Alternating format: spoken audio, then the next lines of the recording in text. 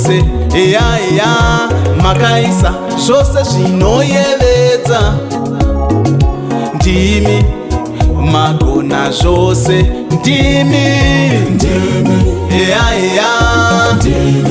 yeyeye magona zvose, ndimi eya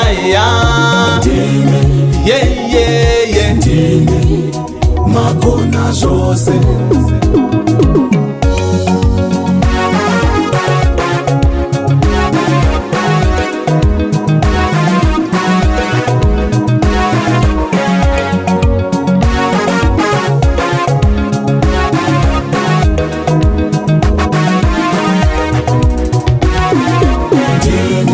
Nyadenga samasimba magona zvose ayeye musika